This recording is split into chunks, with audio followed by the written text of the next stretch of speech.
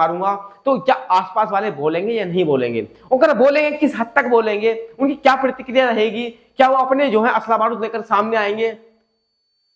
साहब असला बारूद छोड़िए, अभी तक बयान भी नहीं आया है। हम तो बहुत छोटी चीज हैं, हमारी तो अभी तक लगभग 4.7 ट्रिलियन के आसपास इकोनॉमी है।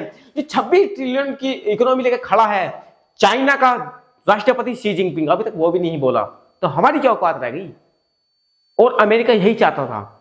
अमेरिका देख रहा है कि मैं क्या करूं ऐसा कि मतलब मैं कैसे परखूं इनको, इनके पास कुछ है भी या नहीं। ये खाली ये हवा में बात करते हैं, ये बोलते हैं बस। और शायद अब जो है ऐसा ही लग रहा है कि चाइना ये बस बोलता ही है, इसके पास भी कुछ नहीं है। वो चाइना जो 25 साल की गारंटी देता था, आज कहां गया?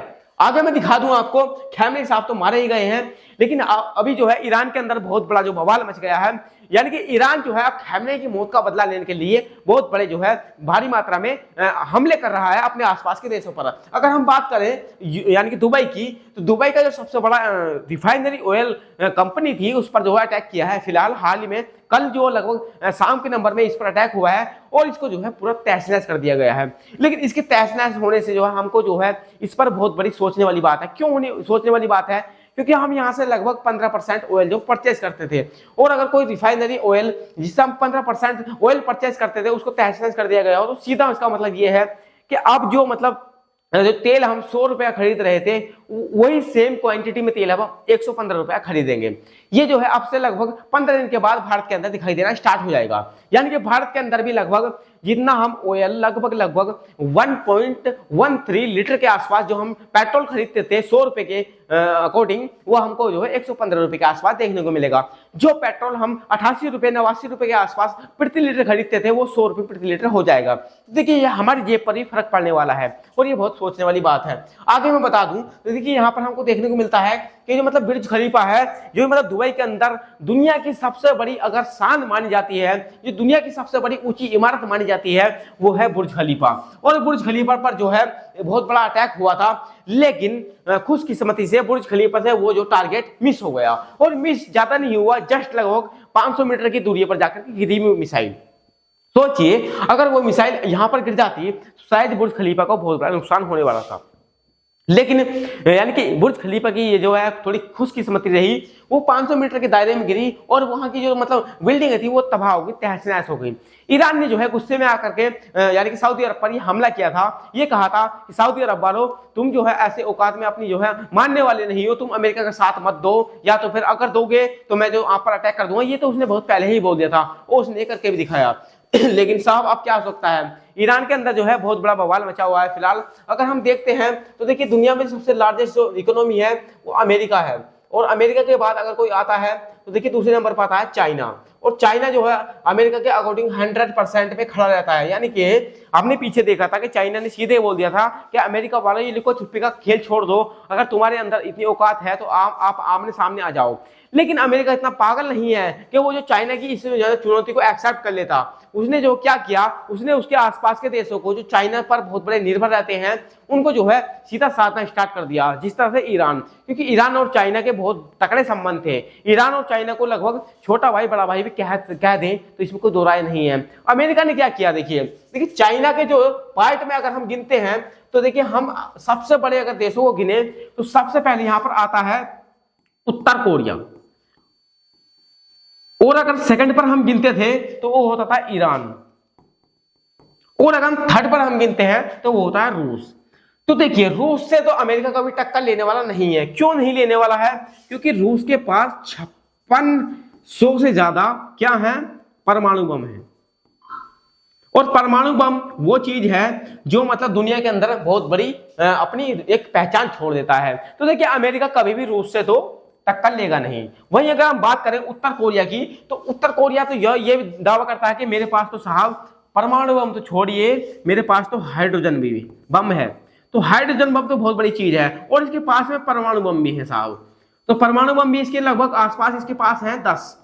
तो परमाणु बम 1 हो या 2 हो या 4 हो या 10 हो, ये जो है लगभग अपने आप में बहुत बड़ी बात होती है। तो देखिए परमाणु बम के चलते उत्तर कोरिया पर हमला नहीं हुआ, परमाणु बम के चलते रूस पर हमला नहीं हुआ, लेकिन ईरान के पास परमाणु बम नहीं था, वो तकनीकें नहीं थी, वो मिसाइलें नहीं थी। और यहीं पे जो है चीन को साधा अमेरिका ने। ये वॉर जो है ईरान से नहीं है, ये बात नहीं है कि हाँ ईरान को मार दिया गया, ईरान से बहुत लंबी दुश्मनी है, ये साफ ऐसा नहीं है। ये साधा जा रहा है चाइना को, क्योंकि इस वक्त दुनिया में अगर हम देखें तो दो ही देश हैं, अमेरिका और चाइना, जो आपस में जो है भिड़ सकते हैं, आपस में टक्कर ले सकते हैं। और वही क्या कर रहा है, अमेरिका अजमा रहा है घुमा फिराकर कि मैं चाइना को किस तरह से आजमाऊं। क्या चाइना इन लोगों को सपोर्ट करेगा? चाइना कहां तक भड़केगा? क्या चाइना अपनी पावर दिखाएगा? वो देखना चाहता है कि चाइना के पास क्या असला बारूद है। और इसी के चलते अब जो है ईरान को शायद तहस नहस कर दिया। लेकिन अभी तक चाइना की तरफ से कोई भी इस तरह का कोई रिएक्शन हमको देखने को नहीं मिला है। और यही अमेरिका जो है लगभग इसको जो है परखना चाहता था। तो हो सकता है कि चाइना चुप क्यों है? चाइना के अपने मुद्दे बहुत सारे हैं, चाहे चाइना जापान हो, चाहे चाइना ताइवान हो, चाहे चाइना इंडिया हो। तो इस तरह का हो सकता है कि चाइना चुप इसलिए बैठा हो कि आने वाले समय में वो अगर इंडिया पर हमला करता है, आने वाले समय में अगर वो ताइवान पर हमला करता है, आने वाले समय में अगर वो जापान पर हमला करता है, तो वो कह देगा कि हम तुम्हारे बीच नहीं बोले तो आप क्यों बोल रहे हो सकता है ऐसा भी। लेकिन ये बहुत सोचने वाली बात है। लेकिन हमारे लिए फिलहाल सोचने वाली क्या बात है? तो हमारे वाले लिए सोचने वाली सबसे बड़ी यही बात है कि हमको जो है अब जो मतलब डीजल हो या पेट्रोल हो, जो हमको 100 रुपए में प्राप्त हो रहा था, वो अब 120 रुपए में प्राप्त होगा। लगभग 20 रुपए का घाटा हमको गया। ईरान पर हमला होने से 20 रुपए हमारी जेब से खाली होंगे, ये तो हम जानते ही हैं।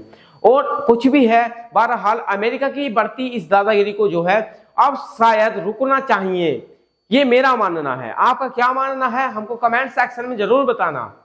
लेकिन अगर मैं आपको बता दूं तो खैमनेई को हम फिर भी जो है एक तरह से सैल्यूट देते हैं कि साहब खैमनेई ने टक्कर तो दी कम से कम उस देश से जिससे बड़े से बड़े देश, बड़े से बड़े सरगना, बड़े से बड़े राजा महाराजा उस देश से आंख मिलाने से भी कतराते हैं।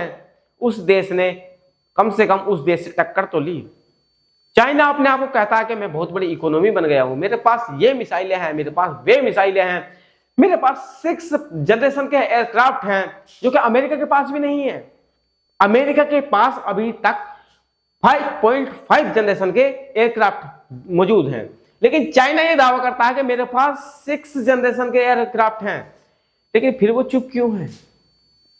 देखिए, अगर मैं एयरक्राफ्ट की ही बात कर लूं तो हमारे इंडिया के पास 4.5% जनरेशन का एक एयरक्राफ्ट है, जो सबसे हैवी तकनीक का माना जाता है, राफेल।